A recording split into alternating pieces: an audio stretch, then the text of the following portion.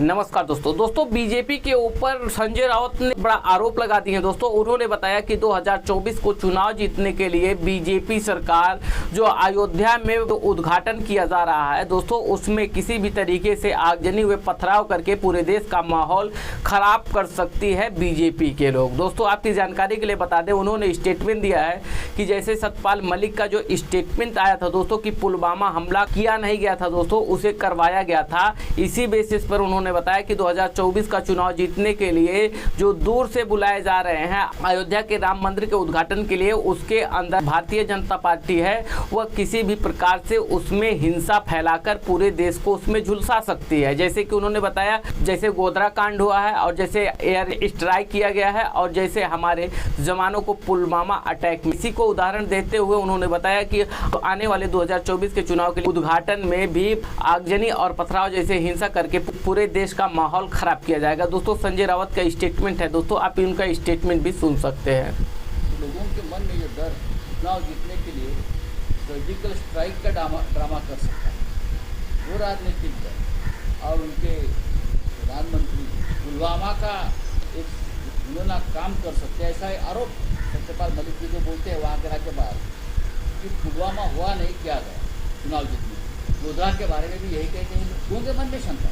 तो 2024 का चुनाव जीतने के लिए या लोगों में एक भय पैदा करने के लिए हमें डर है या हमें लगता है, हमें शंका है कि जो राम मंदिर का उद्घाटन होने जा रहा है अयोध्या में, उस वक्त पूरे देश में से लोगों को बुलाकर ट्रेन छोड़कर किसी ऐसे एरिया में, ऐसे विभाग में ट्रेन पर पथराव किए जाएंगे, पत्थरों पर ट्रेन के ऊपर आग के गोले छोड़े जाएंगे तो पूरे देश में दंगे पड़ेंगे। इस प्रकार की शंका लोगों के मन में है, जो प्रमुख राजनीतिक दल है उनके मन में है, और ये हमारा काम है कि लोगों के सामने आए। अगर नहीं है तो ये सरकार की जिम्मेदारी, इस प्रकार से कोई वारदात होने जा रही है तो उसे रोकना चाहिए। जिस तरह से हरियाणा में दंगे चल रही है, भड़काए जा रहे हैं, तो उनका उदाहरण है।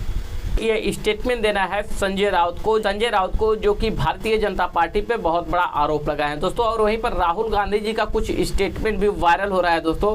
वहीं पे जो बीजेपी है वह लगातार जो एनडीए करके जो एक संगठन बनाई गई है जो पूरे भारत के अंदर एकजुट होकर चुनाव लड़ेगी दोस्तों, उस पर लगातार सवाल उठते आ रहे हैं कि क्या कौन प्रधानमंत्री का पद लेंगे और किस नेता को क्या पद दिया जाएगा दोस्तों। यह चीज लगातार जो विपक्षी दल बीजेपी है और जो भारतीय मीडिया है लगातार पूछती रहती है दोस्तों। उस पर कांग्रेस पार्टी के नेता राहुल गांधी जी का क्या स्टेटमेंट है दोस्तों, वह भी आप सुन सकते हैं।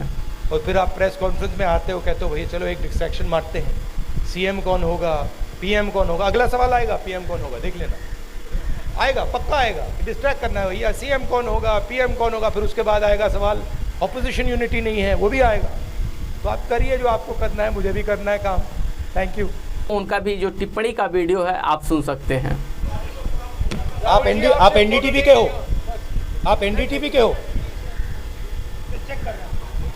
दोस्तों ये टिप्पणी राहुल गांधी जी करते हैं, जो कि दोस्तों ये टिप्पणी तब का है भारत जोड़ो यात्रा जब चल रहा था दोस्तों, तभी ये टिप्पणी राहुल गांधी जी एक पत्रकार होते हैं उनसे टिप्पणी करते हैं। दोस्तों आपकी जानकारी के लिए बता दें, वहीं पे लगातार जो विपक्षी दल एनडीए करके है वह बीजेपी के अगेंस्ट आके पूरे भारत में चुनाव लड़ने के लिए वह अभी तत्पर है। और दोस्तों बीजेपी का ये कहना है कि आज अगर ये निर्णय कर दिया जाता है कि कौन प्रधानमंत्री बनेंगे तो दोस्तों एनडीए का जो संगठन है वह टूट भी सकता है दोस्तों, क्योंकि नीतीश कुमार यादव जो पहले भी प्रधानमंत्री का सपना देख चुके हैं और दोस्तों वह प्रधानमंत्री बनने के ही लिए बीजेपी को छोड़कर फिर वह एनडीए में यानी जो कांग्रेस पार्टी है उसमें जाकर वह शामिल हुए हैं। वहीं पे जो दोस्तों नीतीश कुमार यादव हैं वह भी प्रधानमंत्री पद के लिए लगातार कोशिश कर रहे हैं। आने वाले चुनाव में अगर एनडीए करके जो संगठन बनाई गई है दोस्तों वो जीतती है तो इस पर सबकी नजर रहेगी कौन सा पद किस नेता को दिया जाएगा। और दोस्तों सबसे बड़ी चीज है कि 31 अगस्त को जो एनडीए कर का जो लोगो है जो पूरे भारत में उस लोगो से